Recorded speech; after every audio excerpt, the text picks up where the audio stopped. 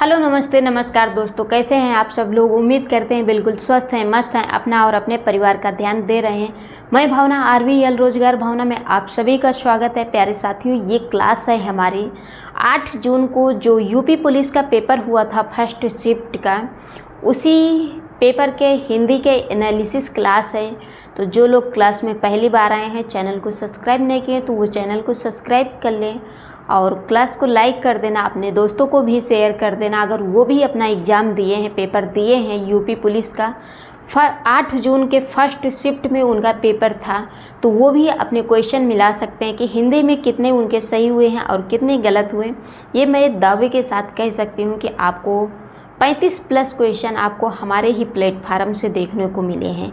तो आइए स्टार्ट करते हैं हम अपनी क्लास को और देखते हैं कि कैसे 8 जून फर्स्ट शिफ्ट में जो क्वेश्चन आए थे। तो ये सबसे पहला गद्यांश का आपको क्वेश्चन देखने को मिलता है। क्वेश्चन नंबर 20 है और देखते हैं कि क्या था क्वेश्चन। गद्यांश के अनुसार वृक्ष हमें क्या प्रदान करते हैं? केवल छाया, वर्षा और जल, शुद्ध वायु, छाया और फल, केवल फल। तो इस क्वेश्चन का जो राइट आंसर होगा वो क्या हो जाएगा? तो क्या हो जाएगा? शुद्ध वायु, छाया और फल, यानी ऑप्शन सी हो जाएगा इस क्वेश्चन का राइट आंसर। और अगला नेक्स्ट क्वेश्चन देखते हैं कि क्या है क्वेश्चन। जिसका भी पेपर था उसने सही ऑप्शन किया है। अगला नेक्स्ट क्वेश्चन है, गद्यांश में पर्यावरण रक्षा हेतु क्या उपाय सुझाए गए हैं? ए ऑप्शन है नदियों को साफ करना, बी ऑप्शन है अधिक पेड़ लगाना, प्लास्टिक का कम उपयोग और जल संरक्षण, सी ऑप्शन है कारखाने बंद करना, डी ऑप्शन है केवल जल संरक्षण। तो इस क्वेश्चन का राइट आंसर क्या हो जाएगा? आप लोग भी कमेंट करते चलिए और बताते चलिए कि इस क्वेश्चन का राइट आंसर क्या हो जाएगा। तो अधिक पेड़ लगाना, प्लास्टिक का कम उपयोग और जल संरक्षण, यानी ऑप्शन बी हो जाएगा इस क्वेश्चन का राइट आंसर। अगला नेक्स्ट क्वेश्चन देखते हैं। क्वेश्चन है, गद्यांश के अनुसार पर्यावरण प्रदूषण का मुख्य कारण क्या बताया गया है? अत्यधिक वर्षा, नदियों का सूखना, पहाड़ों का कटाव, वनों की कटाई, कारखानों का धुआं और प्लास्टिक का उपयोग। तो इस क्वेश्चन का जो राइट आंसर होगा वो क्या हो जाएगा? यानी वनों की कटाई, कारखानों का धुआं और प्लास्टिक का उपयोग हो जाएगा। इस क्वेश्चन का जो राइट आंसर होगा वो हो जाएगा option D is the right. अगला नेक्स्ट क्वेश्चन देखते हैं कि क्वेश्चन क्या है। ये रहा आपके सामने क्वेश्चन है, ऊपरी बनावट या तड़क भड़क के लिए एक शब्द है। तो आडंबर, आस्तिक, दूरदर्शी, आयात। तो ऊपरी बनावट या तड़क भड़क के लिए एक शब्द क्या होगा? इस क्वेश्चन का राइट आंसर क्या हो जाएगा? तड़क भड़क के लिए क्या कहेंगे एक शब्द में? तो आडंबर कहेंगे। इस क्वेश्चन का जो राइट आंसर होगा वो हो जाएगा ऑप्शन ए हो जाएगा। अगला नेक्स्ट क्वेश्चन है, क्या तुम सचमुच उत्तीर्ण हो गए हो? यह कौन सा वाक्य है? इच्छावाचक, विस्मयादिबोधक, प्रश्नवाचक, संदेहवाचक। तो इस क्वेश्चन का जो राइट आंसर होगा वो क्या हो जाएगा?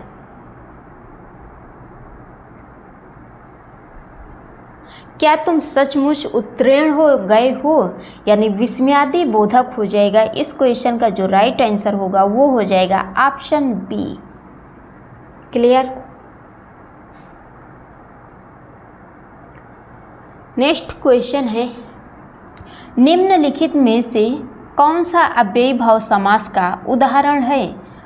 ए ऑप्शन है संतवंत, बी ऑप्शन है घर द्वार, सी ऑप्शन है कर्म धर्म, डी ऑप्शन है धीरे धीरे। तो अव्ययीभाव समास आपसे पूछ रहा है कि कौन सा अव्ययीभाव समास हो जाएगा। तो इस क्वेश्चन का जो राइट आंसर होगा वो क्या हो जाएगा? इसमें कहाँ पे आपको अव्ययीभाव समास देखने को मिलता है? तो जो धीरे धीरे है यहीं पे अव्ययीभाव समास है। तो इस क्वेश्चन का राइट आंसर हो जाएगा ऑप्शन डी। अव्ययी भाव समास। आपको धीरे धीरे में अव्ययी भाव समास देखने को मिलता है। तो इस क्वेश्चन का जो राइट आंसर होगा वो हो जाएगा ऑप्शन डी। अगला नेक्स्ट क्वेश्चन है, कोई तो साथ चलो इस वाक्य में कौन सा सर्वनाम है?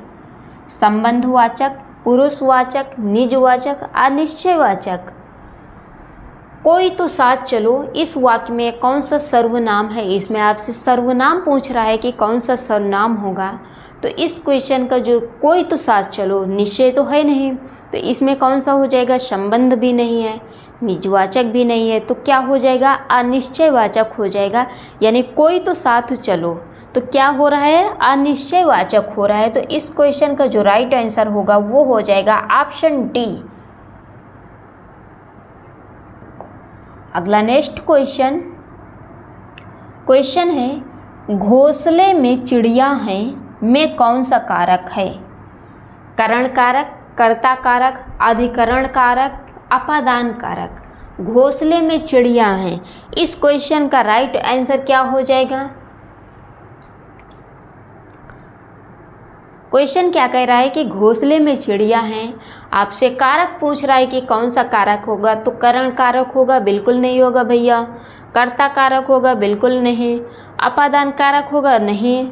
तो बचा भी कौन सा? अधिकरण कारक बचा है। तो यही हमारा सही हो जाएगा, अधिकरण कारक हो जाएगा, यानी ऑप्शन सी हो जाएगा इस क्वेश्चन का राइट आंसर।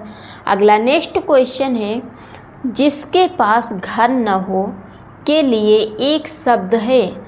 अनिकेत, अभिषेक, आकिंचन, ग्रही। तो जिसके पास घर न हो उसको एक शब्द में क्या कहेंगे? जिसके पास घर न हो उसको एक शब्द में क्या कहेंगे? तो अनिकेत कहेंगे। तो इस क्वेश्चन का जो राइट आंसर होगा वो क्या हो जाएगा? ऑप्शन ए हो जाएगा। क्लियर? क्या हो जाएगा? तो ऑप्शन ए हो जाएगा। और अगला नेक्स्ट क्वेश्चन है, क्वेश्चन नंबर 29 है।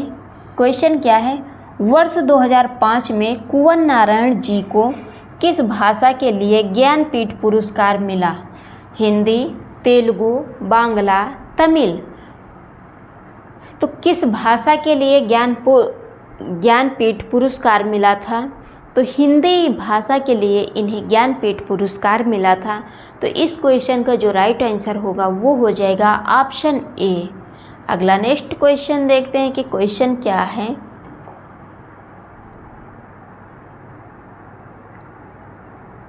क्वेश्चन है, दिनों का फेर होना मुहावरे का अर्थ है? ए ऑप्शन है लगातार हानि होना, बी ऑप्शन है दिन भर प्रतीक्षा नहीं करना, सी ऑप्शन है कभी भी लाभ होना, डी ऑप्शन है भाग्य का चक्कर। तो इस क्वेश्चन का राइट आंसर क्या हो जाएगा? दिनों का फेर होना यानी भाग्य का चक्कर, ऑप्शन डी हो जाएगा इस क्वेश्चन का राइट आंसर। और अगला नेक्स्ट क्वेश्चन देखते हैं कि क्वेश्चन क्या है। क्वेश्चन है, निम्नलिखित में से 1989 में साहित्य अकादमी पुरस्कार के विजेता कौन थे? केदारनाथ सिंह, माखनलाल चतुर्वेदी, आज्ञाएं प्रसाद। तो इस क्वेश्चन का जो राइट आंसर होगा वो क्या हो जाएगा?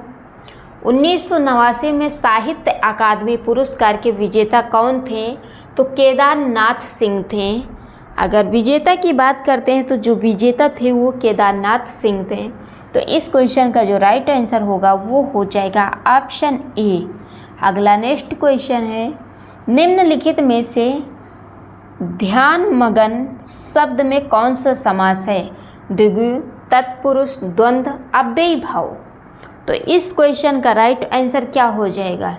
ध्यान मगन शब्द में समास कौन सा होगा? द्विगु होगा? बिल्कुल नहीं। तत्पुरुष होगा? नहीं। द्वंद्व होगा? नहीं।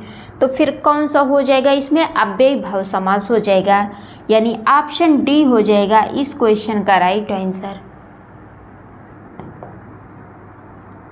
नेक्स्ट क्वेश्चन है, आगे कुआं पीछे खाई मुहावरे का अर्थ है? ए ऑप्शन है बुद्धि से काम न लेना, बी ऑप्शन है दोनों तरफ विपत्ति या परेशानी होना, सी ऑप्शन है जीवन में विपत्ति सब पर आती है, डी ऑप्शन है साथ मिलकर न रहना। तो इस क्वेश्चन का राइट आंसर क्या हो जाएगा? दोनों तरफ विपत्ति या परेशानी होना, यानी ऑप्शन बी हो जाएगा इस क्वेश्चन का राइट आंसर। और अगला नेक्स्ट क्वेश्चन है, कृष्ण, विष्णु, अविनाशी किस शब्द के अनेक अर्थी हैं? तिथि, अच्युत, ब्रह्म, रूप। तो किस शब्द के अनेक अर्थी शब्द हैं? इस क्वेश्चन का जो राइट आंसर होगा वो क्या हो जाएगा? अच्युत हो जाएगा, यानी ऑप्शन बी हो जाएगा। नेक्स्ट क्वेश्चन है रामू जो बड़ा अच्छा खिलाड़ी है, कल उसकी टांग टूट गई, वाक्य में उचित विराम चिन्ह होगा? अल्प विराम, योजक, अर्ध विराम, कोष्ठक। तो कौन सा विराम होगा? इसमें जो विराम होगा वो कौन सा विराम होगा? यानी अल्प विराम होगा। क्लियर? कौन सा विराम लगेगा? तो अल्प विराम लगेगा। तो इस क्वेश्चन का जो राइट आंसर होगा वो हो जाएगा ऑप्शन ए। और अगला नेक्स्ट क्वेश्चन, धूसर शब्द का पर्याय है भूमि, गर्दभ, रज, अज। तो धूसर शब्द का आपसे पर्यायवाची पूछ रहा है कि जो धूसर शब्द का पर्यायवाची होगा तो वो क्या हो जाएगा? गर्दभ हो जाएगा, यानी ऑप्शन बी हो जाएगा इस क्वेश्चन का राइट आंसर। अगला नेक्स्ट क्वेश्चन है, मधुवरी का संधि विच्छेद है। तो ये चार ऑप्शन आपको दिए गए हैं और मधुवरी का संधि विच्छेद पूछ रहा है, तो क्या हो जाएगा? मधुवरी का संधि विच्छेद मधुधन अरी। क्या हो जाएगा? मधुधन अरी हो जाएगा, यानी मधुवरी हो जाएगा। तो इस क्वेश्चन का जो राइट आंसर होगा वो हो जाएगा ऑप्शन डी। नेक्स्ट क्वेश्चन है, रात को आकाश में तारे चमकते हैं, इस वाक्य में रेखांकित शब्द का कारक बताइए? कर्ता कारक, अधिकरण कारक, संप्रदान कारक, करण कारक। क्या हो जाएगा इस क्वेश्चन का राइट आंसर?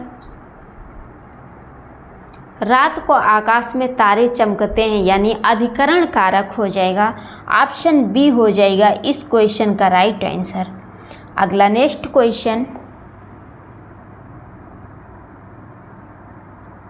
निम्नलिखित में से हिंदी भाषा में साहित्य अकादमी से पुरस्कृत रचना कल सुनना मुझे किसके द्वारा लिखी गई है?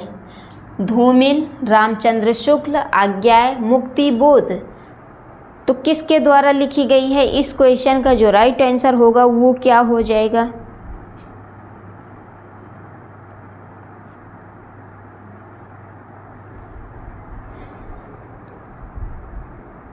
तो किसके द्वारा लिखी गई थी? धूमिल के द्वारा लिखी गई थी।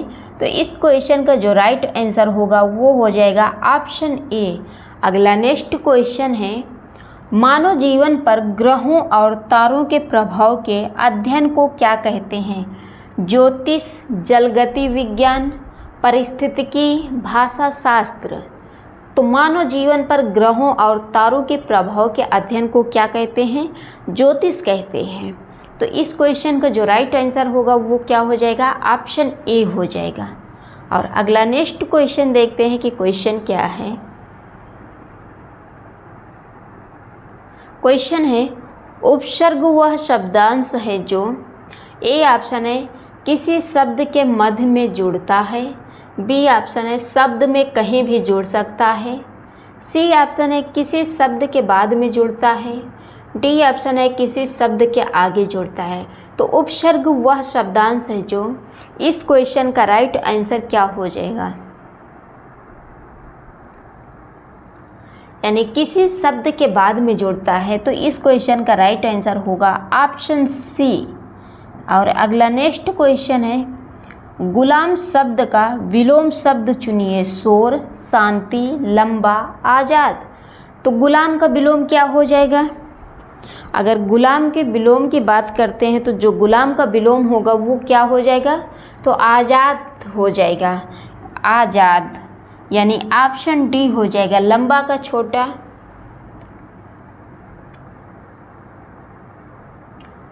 अगला नेक्स्ट क्वेश्चन है, उन्होंने बहुत लड़ाइयाँ लड़ी हैं, इस वाक्य में लड़ी है किस क्रिया का उदाहरण है? प्रेरणार्थक, द्विकर्मक, साकर्मक, संयुक्त।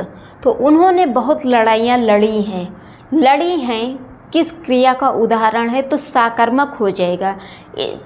लड़ी हैं, क्या हो रहा है, यानी साकर्मक हो रहा है, आकर्मक नहीं हो रहा है, यहाँ पे साकर्मक हो रहा है। तो इस क्वेश्चन का जो राइट आंसर होगा वो क्या हो जाएगा, ऑप्शन सी हो जाएगा। अगला नेक्स्ट क्वेश्चन, निम्नलिखित में से संसद से सड़क तक किसके द्वारा लिखी गई है। क्वेश्चन क्या कह रहा है कि निम्नलिखित में संसद से सड़क तक किसके द्वारा लिखी गई है। तो ये 4 ऑप्शन है आपके सामने और बताइए कि किसके द्वारा लिखी गई है। तो इस क्वेश्चन का जो राइट आंसर होगा वो क्या हो जाएगा। ए ऑप्शन है सुदामा पांडे धूमिल, बी ऑप्शन है रघुवीर सहाय, सी ऑप्शन है श्रीकांत वर्मा, डी ऑप्शन है आज्ञाएं। तो संसद से सड़क तक किसके द्वारा लिखी गई है, तो सुदामा पांडे धूमिल के द्वारा लिखी गई है। इस क्वेश्चन का जो राइट आंसर होगा वो हो जाएगा ऑप्शन ए। अगला नेक्स्ट क्वेश्चन है, निम्नलिखित में से सर्कस उपन्यास किसके द्वारा लिखा गया है। संजीव, यशपाल, अमृतलाल नागर, मन्नू भंडारी। तो सर्कस उपन्यास किसके द्वारा लिखा गया है। तो इस क्वेश्चन का जो राइट आंसर होगा वो क्या हो जाएगा, संजीव के द्वारा लिखा गया है। सर्कस उपन्यास किसके द्वारा लिखा गया है, तो संजीव के द्वारा लिखा गया है। इस क्वेश्चन का जो राइट आंसर होगा वो हो जाएगा ऑप्शन ए। अगला नेक्स्ट क्वेश्चन है, जिस क्रिया का फल कर्ता को छोड़कर कर्म पर पड़े उसे क्या कहते हैं। त्रिकर्मक क्रिया, साकर्मक क्रिया, संयुक्त क्रिया, आकर्मक क्रिया। तो उसे क्या कहते हैं। इस क्वेश्चन का राइट आंसर क्या हो जाएगा,